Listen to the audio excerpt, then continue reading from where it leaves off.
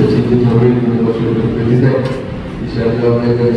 मनुष्य स्वप्नराव त्याप्रमाणे पुरुषोत्तमजी अनिल आपण सर्व बसलेले सगळे ज्येष्ठ मंडळी तरुण सहकारी मंडळ पत्रकार बांधवांनो आता अनेकांनी आपण मदत या ठिकाणी व्यक्त केली. गेले अनेक दिवसांपासून चाललेलं होतं की कांद्याच्या संदर्भामध्ये काही ना काहीतरी आव्हान त्या ठिकाणी उभं काम केलं जातं. म्हणून माझ्या समेत आमचे सहकारी शंकरराव टिंगरे मला रोज त्या ठिकाणी म्हणायचे की आपण कांद्याच्या संदर्भामध्ये काहीतरी आवाज त्या ठिकाणी उठवला पाहिजे, आंदोलन केलं पाहिजे.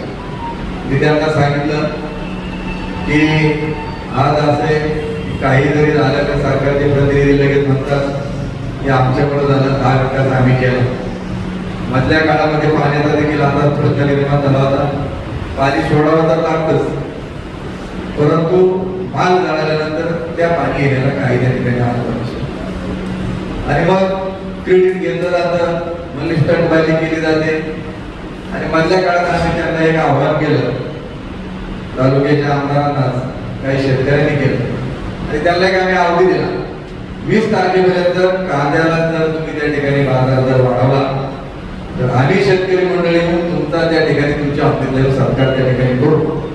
परंतु 20 तारखेची डेडलाईन हुकली आणि मग आपण निर्णय घेतला की आता सरकार याच्यामध्ये काय करत नाही, आपल्याला आता आंदोलनाशिवाय पर्याय नाही. म्हणजे आंदोलन करून काय प्रश्न सुटतो का? मला तुम्हाला विचारायचंय की तुमच्या आवाजामुळे शेतकऱ्याची वाढवलेली पाणीपट्टी रद्द झाली का नाही झाली? झाली. तुमचे विजेचे कनेक्शन तोडायला निघले होते. या तालुक्याच्या लोकप्रतिनिधींना वरती या मंगल कार्यालयामध्ये त्यांचा मेळावा झाला होता, जीवन मंगल कार्यालय. त्यावेळी त्यांनी सांगितलं की शेतकऱ्यांनी 10,000 रुपये बिल भरा, मी तुमची कनेक्शन जोडायला सांगतो. पैसे भरायला लोकांकडे पैसे नाही, पैसे भरून जोडायला तर कोणाला काय अक्कल त्या ठिकाणी असायला लागत नाही. वेळाप्रमाणे भरतो. माऊली डोम्यावरती आम्ही सगळ्यांनी ठरवलं की अजिबात कुणी विजेचे बिल त्या ठिकाणी भरायचे नाही. जसं निर्णय 7.5 ऑक्टोबरपर्यंत माफी तशाच प्रकारे मोठ्याला जरी असतील एका नदीवरती ज्यावेळी 10 मोटारी लिफ्ट असतील 10 ऑक्टोबरच्या पुढची 10 पैकी 2 मोटारी सवते, बाकी सगळे बारकाली शेतकरी एकत्र येऊन सामूहिक लिफ्ट त्या ठिकाणी केलेली आहे. त्याच्यामुळे ती सुद्धा भरली जाणार नाही. आणि आपण आवाज दिला, बिल भरायला लागली कोणाला लाईट नाही. दिवसा वीज असेल, बिबट्याचा प्रश्न देखील आपण रस्त्यावरती उतरलो, 21 तास आंदोलन केलं. त्याच्यामुळे बिबट्याचा प्रश्न देखील मार्गी लागला. आपण म्हणजे स्वाभिमानाने आपण सांगत नाही, परंतु आपण आंदोलन केलं ऑक्टोबर महिन्यामध्ये.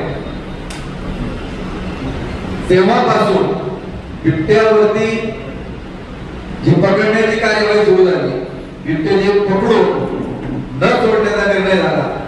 काही प्राणी संग्रहालयात गेले आणि काही बिबट्यांना इथं बिबट्या निवारण केंद्र माहितीवर ठेवण्यात आलं. तेव्हापासून आपल्या या परिसरामध्ये माऊली गेले 7 महिन्यामध्ये आजपर्यंत कोणावरती मोठा प्राणघातक हल्ला झालेला आपल्या त्या ठिकाणी निदर्शनात आला नाही. बिबटे पार गेलेत असं मी म्हणणार नाही, परंतु काही प्रमाणामध्ये त्याला आपल्या आंदोलनामध्ये यश आलं. आणि म्हणून कांद्याचा प्रश्न आता हानिकारी सरकार त्याने निघत नाही. म्हणून आपण हा कांद्याच्या संदर्भामध्ये आंदोलन करण्याचा निर्णय आपण त्या ठिकाणी घेतलेला आहे. मला आपल्या सर्वांना सांगायचं की कांद्याचा उत्पादन खर्च किती आहे तुम्हाला सगळ्यांना माहिती. किती खर्च येतो एकरला? 75,000. आता मी काय तुम्हाला सांगत नाही त्या ठिकाणी 70,000च्या आतमध्ये 70,000च्या दरम्यान त्या ठिकाणी एक कांद्याचं उत्पादन खर्च आहे. आज मजुरीचे काय रेट आहेत? कांदा काढणीचे 16,000 रुपये. आता आपण 16,000 रुपये विक्री कांदा काढणीचा खर्च. पडे काढणी कुठे गेला? नाही कसं काय रेट घेते कांदे गाड्याला 13.5 पासून तापमान जसं वाढलं मी तुम्हाला सांगतो की आताच्या परिस्थितीमध्ये टेम्परेचर आपल्याकडे देखील 41-42 डिग्रीवर गेलो होतो. चंद्रपूरच्या परिसरामध्ये आपण आता 47 वर गेले. उद्याच्या काळामध्ये तापमान हे वाढतच राहणार आहे आणि म्हणून मजुरी दाखवणं हे काही सोपा विषय त्या ठिकाणी राहिलेला आहे. मला काही आकडेवारी तुमच्या सर्वांच्या समोर त्या ठिकाणी सांगायचे. शेतकऱ्याचा आपल्या असे थोडाफार झटका झाला का एवढ्या उड्या मारतो आणि सांगतो की माझं एवढं झालं तेवढं झालं कांद्याशिवाय पर्याय नाही आमच्या मार्केटशिवाय. बारकाईने तुम्ही ऐका. गेले 3.5 वर्षाचे मी तुम्हाला आपल्या मार्केट कमिटीमध्ये जो शेतकऱ्याचा कांदा आला विकला गेला तुमच्या पदाला काय पडलं नेमकं कुठलीही गोष्ट गणित केल्याशिवाय तुम्हाला कळत नाही. नाहीतर आपलं प्रोग्राम छाती उडवायचा आता बंद करून टाका. नाहीतर जसं विदर्भ मराठवाड्यामध्ये लोक अडचणीत आले नाशिकच्या देखील एका शेतकऱ्यांनी परवाच्या दिवशी आत्महत्या केली कांदा उत्पादकांनी. आकडे नीट ऐका. 2023 मध्ये आपल्या मंचर मार्केट कमिटीमध्ये 29,84,000 पिशवी कांद्याची विकली गेली 2023 सालामध्ये आणि त्याच्यामधून एकूण कांद्याची जी विक्रीची रक्कम आहे 193,84,69,798 रुपये. सरासरी एका पिशवीचे शेतकऱ्याच्या हातात गेलेले 650 रुपये. 52 किलो सरासरी वजन किती बरं 52 किलो सरासरी वजन आल्यानंतर मार्च पासून फेब्रुवारी पर्यंत सरासरी कांद्याला दर तुमच्या हातात पडला एवढे दिवस लागून 12.5 रुपये किलो. एक वर्ष मिळाले. 2024 मध्ये मार्केटमध्ये एकूण पिशवी आली 24,39,000. कांद्याची रक्कम झाली 320,33,18,000 रुपये. एका पिशवीचे सरासरी 1,300 रुपये झाले आणि सरासरी कांद्याला दर मिळाला त्या ठिकाणी 25 रुपये किलोप्रमाणे 24 सालामध्ये. 25 सालामध्ये जो कांदा मार्केटमध्ये आला तो 25,05,836 पिशवी आली. कांद्यावर गेल्या वर्षी 25 मधलं 160,41,09,000 रुपये झाले. एका पिशवीचे शिल्लक राहिले 640 रुपये आणि एका किलोला कांद्याला सरासरी भाव मिळाला 12 रुपये 30 पैसे. आता 26 साल चालू आहे. गेल्या 2 महिन्यामध्ये जी कांद्याची विक्री झाली गेल्या 2-3 महिन्यामध्ये 5,29,451 पिशवी आणि त्याची रक्कम आहे 29,21,99,700 रुपये. एका पिशवीला सरासरी मिळाली 552 रुपये. सरासरी दर मिळाला 10 रुपये 61 पैसे. गेले 3.5 वर्षामध्ये जे एकूण कांद्याचा सरासरी दर मिळालेला आहे 15 रुपये 10 पैसे हा तुमच्या पदरामध्ये त्या ठिकाणी पडलेला आहे. आज तुमची मागणी काय आपल्याला मिळाली पाहिजे किंवा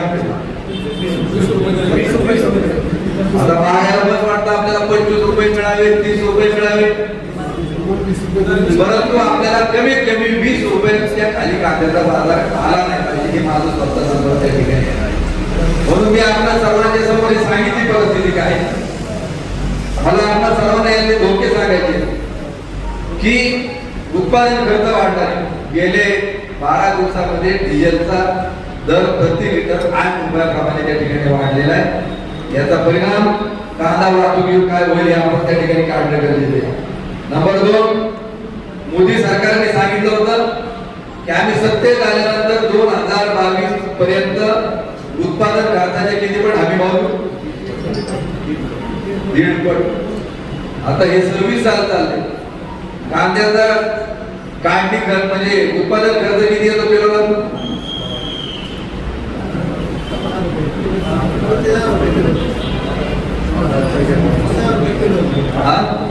10 रुपये किलो. हे बघा मी तुम्हाला सांगतो मी आता यंदा कांदा लावलाच नाही. माझ्याकडे एवढे वाकरे त्याच्यामध्ये मी कांदा मार्केटमध्ये विकत आणून टाकला. मला तो मार्केटमधून कांदा विकत घेऊन वाकरे घेऊन 12 रुपये किलो घेऊन पडलाय. आता तुम्हाला उत्पादनाचा खर्च किती आला, मग आता घेणाऱ्याला परवडला का पिकवणाऱ्याला परवडला? मला परवड घ्यायला. पण आज तुमचा प्रत्येकाचा उत्पादन खर्च हा सरासरी तुम्ही स्वतः आता तुमचा रोज तुम्ही धरत नाही. मजुराची काय मजुरी आता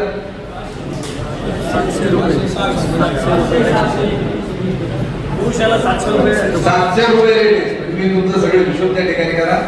12 रुपयाच्या आतमध्ये किलोला उत्पादन खर्च येत नाही.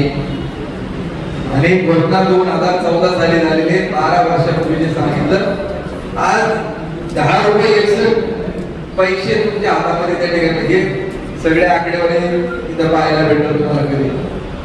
म्हणून केंद्र आणि राज्य याच्याबाबत अजिबात सकारात्मक नाही. जर कुठलाही प्रश्न त्या ठिकाणी जर सोडवायचा असेल, सरकार आता फक्त घाबरते आंदोलनाला, रस्त्यावर उतरल्यावर घाबरत. पण मध्ये काही तरुणांनी कॉक्रोच जनता पार्टी काय नाव देत त्यांनी अभिजित दिपके सरकारपेक्षा त्याच्या माग लोकांनी पाठिंबा दर्शवलेला आहे. कारण बेरोजगार जसे वाढले आणि न्यायाधीशांनी धुरळ म्हणून त्यांचा उल्लेख त्या ठिकाणी केला. आज तुमची आमची देखील किंमत सरकार जर तसं करत असेल तर तुम्हाला आम्हाला देखील आंदोलन करावंच लागेल. याच्याशिवाय दखल घेतली जाणार नाही. आपली मागणी आहे की कांद्याची कायमस्वरूपी निर्यात त्या ठिकाणी चालू असणं गरजेचं आहे. अवकाळी अनेक वेळा होतो. आपण म्हणतो सरकारला दोष देतो, सरकारने मदत करावी आपली मनात, परंतु निसर्गामुळे झालं. विजेचा शॉक लागला, मानव निर्मिती, अधिकाऱ्यांची चुके, एमएससीबीच्या कर्मचाऱ्यांची चुके म्हणून. परंतु वीज जर कोसळली आपण वरच्याला दोष देतो. आमचं म्हणणं आहे की सरकारने निर्यातीच्या बाबत अजिबात हस्तक्षेप करता कामा नये. ती निर्यात कायम स्वरूपी चालू राहिली पाहिजे. कर्म धर्म संयोगाने आमच्या त्या ठिकाणी काही होईल, परंतु तुम्ही त्याच्यामध्ये हस्तक्षेप करता कामा नये. ही देखील आपली एक मागणी त्याच्यामध्ये राहील. ज्या पद्धतीनं साखरेला 32 रुपये 50 पैसे हमी भाव दिला, उसाला हमी भाव दिला, याचं कारण सरकार देखील पूर्वीच्या काळामध्ये आता जे सरकार आहे हे साखर कारखानदारीच्या बाबत सकारात्मक नव्हतं. पण ज्यावेळी सर्वे आला त्यांच्या ध्यानात आलं देशामध्ये साऊथकडून सुरुवात केली. कर्नाटक असेल, तामिळनाडू असेल, महाराष्ट्र असेल, गुजरात असेल, राजस्थान असेल, मध्य प्रदेश असेल, बिहार आणि उत्तर प्रदेश या राज्यांमध्ये ऊसाचं क्षेत्र मोठ्या प्रमाणावर आहे. ऊस उत्पादक शेतकऱ्याला जर चांगले निर्णय घेतले नाही तर आपण सत्तेमध्ये येऊ शकत नाही. म्हणून त्यांनी काही निर्णय साखर कारखानदारीच्या बाबत सकारात्मक त्या ठिकाणी घेतले. म्हणून आज ऊसाला बऱ्यापैकी त्या ठिकाणी आपल्याला भाव त्या ठिकाणी मिळतो. म्हणून आपली मागणी एक आहे की खाण्यामध्ये साखर ज्यादा लागते का कांदा ज्यादा लागतो? ज्या पद्धतीने साखर लॉबीनं केंद्रावरती दबाव आणला ते रस्त्यावर उतरत राहिले तागे. उद्याच्या काळखंडामध्ये आपण कांदा उत्पादन कमी प्रमाणामध्ये आहोत. उद्याच्या काळामध्ये आपण ज्यावेळी संघर्ष करू त्यावेळी एक नाही दिवस आपल्याला देखील न्याय मिळाल्याशिवाय राहणार नाही. यासाठी आपल्याला लढायचे. आज आपल्याला आंदोलनाची दिशा ठरवायची, काय करायचं काय नाही.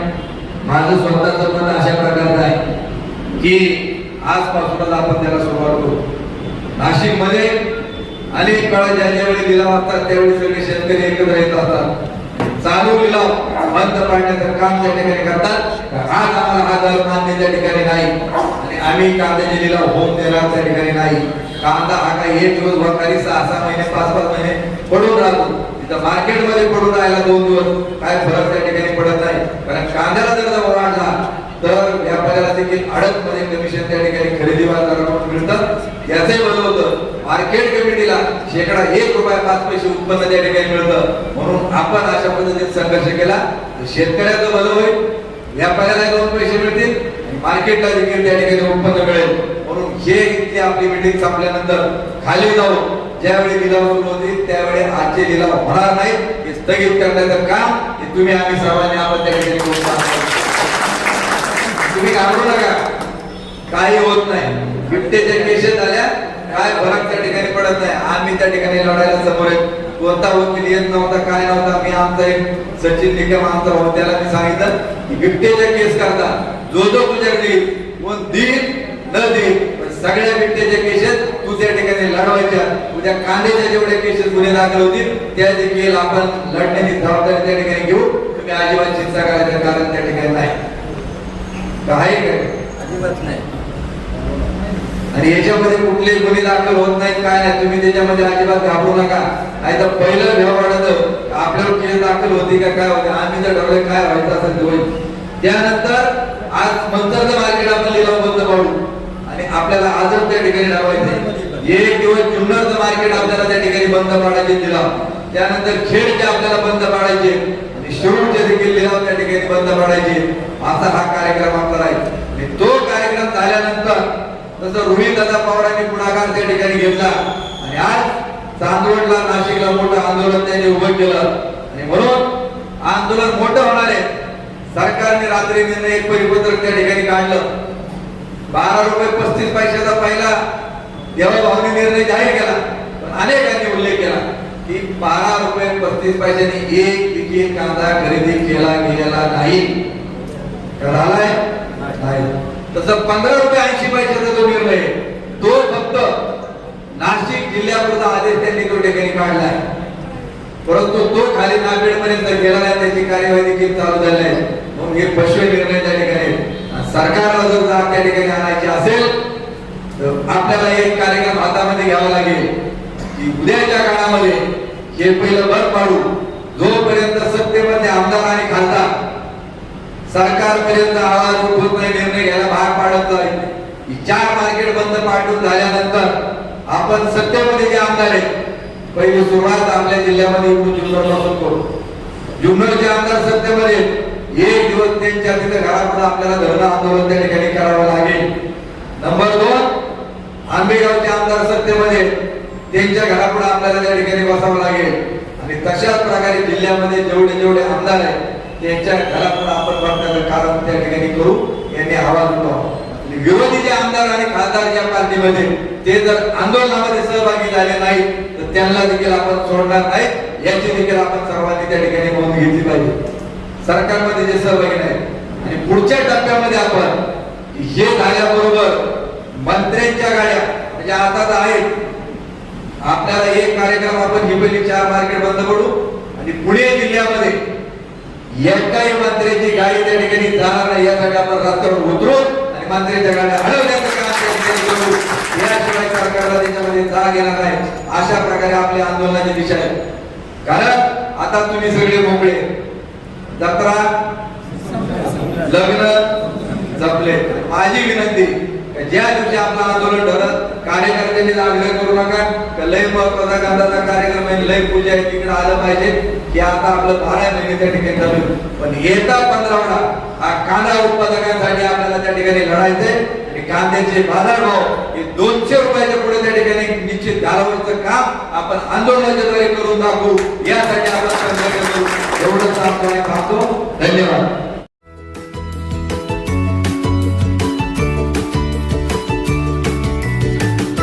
बातम्या शेतीच्या, बातम्या मातीच्या,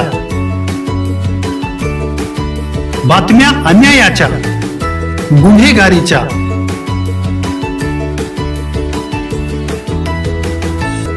राजकारणाच्या आणि समाजकारणाच्या, शोषणाविरुद्ध बुलंद आवाज, जनसामान्यांच्या हुंकाराची गाज, सत्कार्याला प्रोत्साहन, दुष्कृत्याला अनुशासन, निर्भीड, निस्पृह, सडेतोड, बेधडक आणि रोखटोक म्हणजेच विघ्नहर टाइम्स. शोध बातमीचा, ध्यास सत्याचा. आपलं चॅनल, आपली बातमी. सबस्क्राईब तर कराच, पण बेल आयकॉनवर क्लिक करायलाही विसरू नका.